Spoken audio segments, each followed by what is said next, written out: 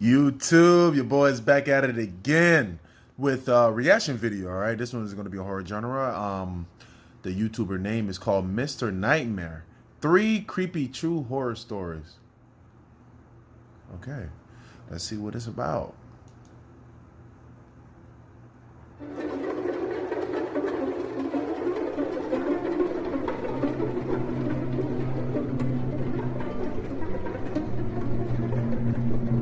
I was house sitting for my grandma one weekend while she went to Florida with some of her church friends. Why do you think I'd be in Florida? I was sleeping in the guest bedroom next to her room. The guest bedroom always had 2 twin beds inside of it that my brother and I would sleep in when we had sleepovers at her house. I took the bed next to the window, but before getting into bed, I checked all the doors making sure they were locked. When I did get into bed, it was early, and I didn't actually go to sleep for a while. There wasn't much to do at my grandma's house. I was just on my phone for an hour or two, watching videos, texting people, whatever. That's when I thought I could start hearing someone's voice outside. It sounded like a woman's voice, saying hello. I left the bedroom and inched my way closer to the front door, moving slow because I was trying to listen. Hello? It was a woman's voice, just going hello like every 10 seconds. As I got closer to the front door, I realized that's where it seemed to be coming from. My grandma's door doesn't have a peephole, but the windows in her dining room gave a clear view of the front porch, so I went over to that window to attempt to get a view of who was out there. I tried peeking my head in between the plastic blinds without making it obvious, but I guess I didn't do a good job of that, because when I looked, I did see a woman on my grandma's stoop, and she was looking right at me, as if she knew I was going to be looking through those blinds. Once again, she said hello, with some freakish smile on her face.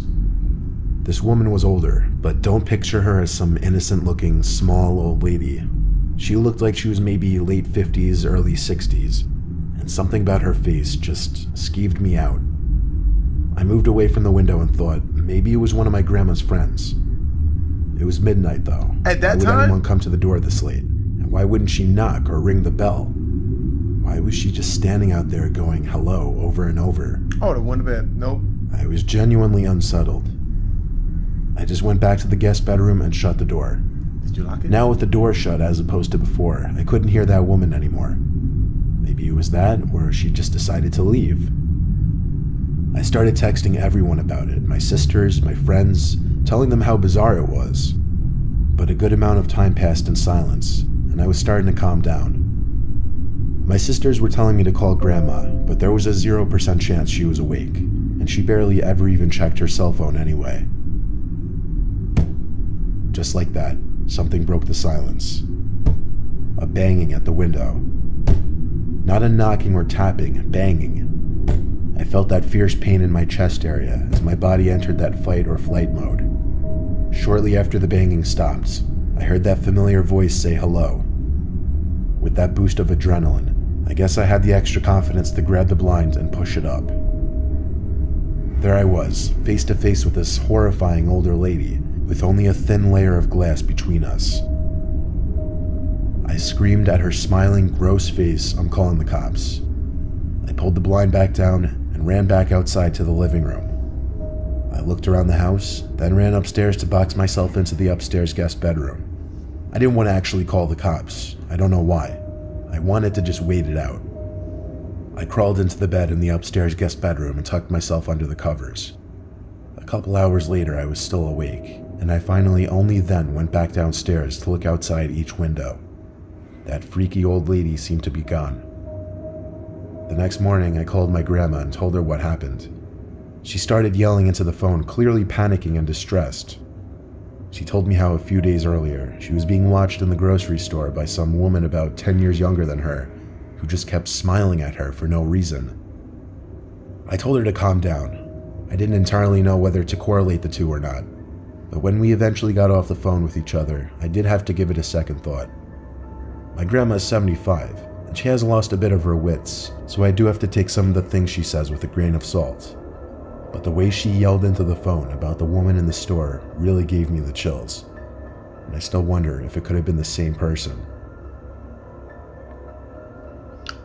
Yo, I'm never going to my grandma's house if that ever happened to me. You. And everything's gotta happen in Florida. My name is Nicholas. I'm currently a freshman at Syracuse University, which doesn't exactly sit in the safest area. I just went through a breakup with my first girlfriend, so I started getting back into the online dating scene. I was using the app Hinge when I found some blonde girl named Stephanie who I really connected with. She also went to Syracuse.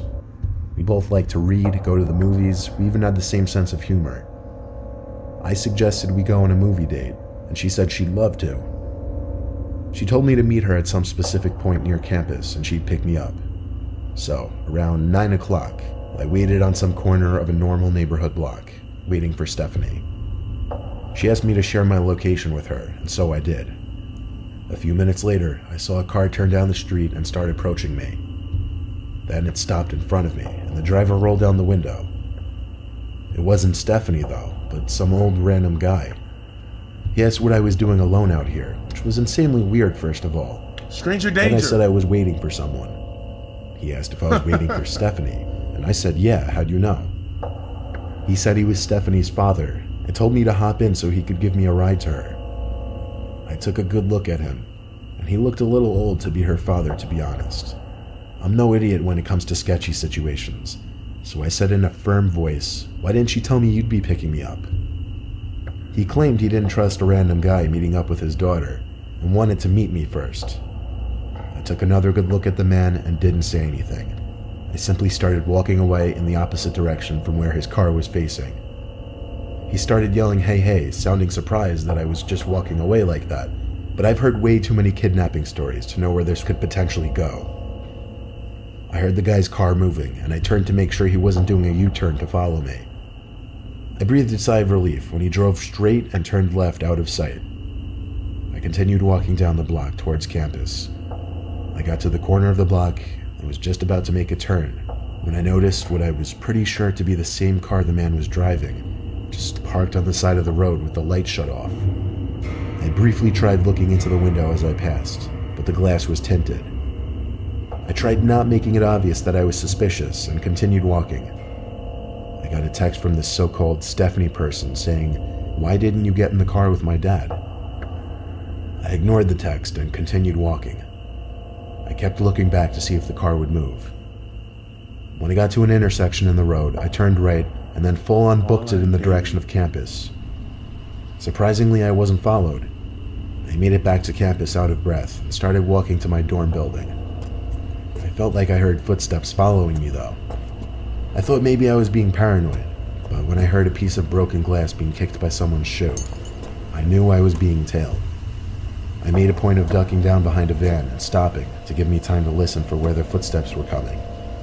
They were a few cars away from me. Then I remembered. I never stopped sharing my location with Stephanie, or should I say that man. Yep. I saw him. It was that old man. He was approaching from between two cars across from me.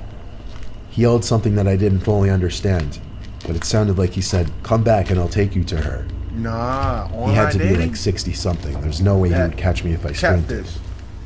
I lost him easily when I ran, and made it back to my dorm room. My roommate wasn't there, so I had no one to talk to about it. But when I lay in my bed, I got another text from that man, and it was shocking. It said, you're a little piece of fucking shit. You're lucky you got away. I would have strangled your ugly ass. I still have the screenshot. I replied saying thanks for the threat, it's going straight to the police, and I blocked his number. I still have the conversation saved as evidence, and I plan on going to the police with it eventually. Hopefully they are able to do something about it.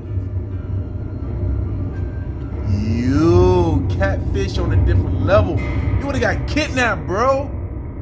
You. When I was 18, I had a side job as a part-time janitor at my high school over the summer. I would work sometimes days and sometimes nights, anywhere from 9 a.m. to 12 a.m., depending on how much money I needed. Oftentimes, I would be left to lock up the building when the older janitors have left. This was a time before the high school had cameras installed in every single hallway. So one night, one of my superiors, Tom, had to leave early, meaning I'd be finishing up the rest of my shift alone, and I'd be locking up for the night. He told me to text him if I need anything, as he always did, and then he left. I loved it when I was left alone because usually I just do half an hour of work and then just hang around on my phone or leave early and still get paid for the whole shift. I definitely pushed it with the things I'd get away with at that place. One of the things Tom asked me to do before leaving was bring all the extra seats in the gymnasium from the assembly down to the basement storage room. So I figured I'd do that, then just go home. I grabbed a stack of 6 chairs and started carrying it down to the basement. The lights in the storage room were very dim. They kind of suck. The whole basement of that school wasn't exactly pretty. It felt more like a basement to a warehouse. Anyway, there were what appeared to be a bunch of art mannequins covered by paint cloths. You know, those big things that look like blankets. It seemed all of the school's art supplies were stored down here. I dropped a stack of chairs down where the rest of the chairs were stored, and went back up to the gym to get more. When I came back down with more chairs, I noticed one of the mannequins was exposed now. The blanket was removed from on top of it. I know for sure it was covered minutes earlier because it was one of the front ones. I texted Tom saying, "I think someone's down in the basement." He said back, "What do you mean?" And I said one of the art cloths were moved. He took a minute to respond saying no one else should be there. Then I noticed something. The art cloth, tucked in the corner of the storage room, sitting outside of the light that was produced at the center of the room. It was covering something, surely. I started to tiptoe over to it, but when I was a few feet away from it, I realized whatever was under that cloth was moving just ever so slightly. There was undoubtedly someone hiding under there.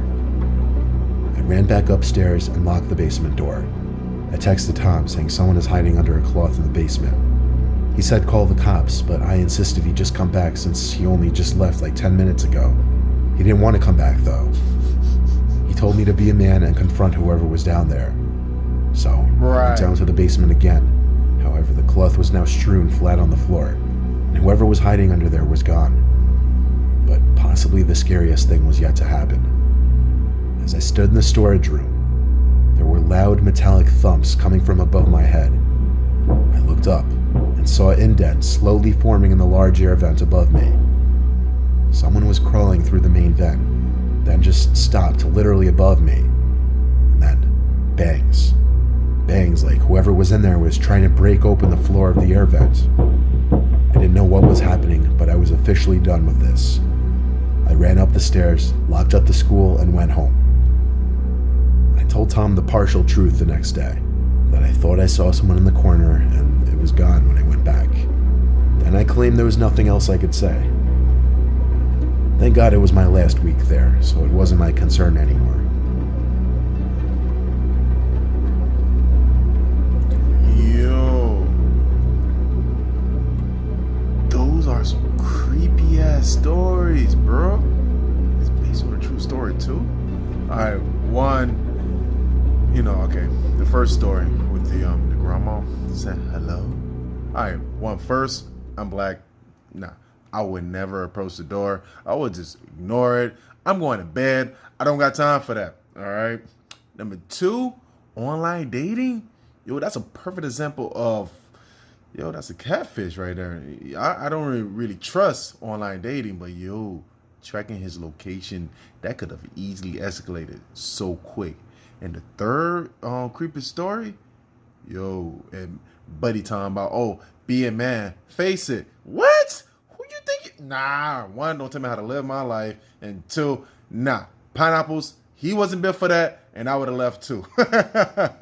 So, hopefully y'all enjoy my reaction to this video. 3 creepy true horror stories by Mr.Nightmare. I will have his link in the descriptions below. If you want me to react to any videos, please comment below. Let me know. New to my channel, feel free to subscribe as well. Like and share the video, and I'll see you guys tomorrow. Pineapples.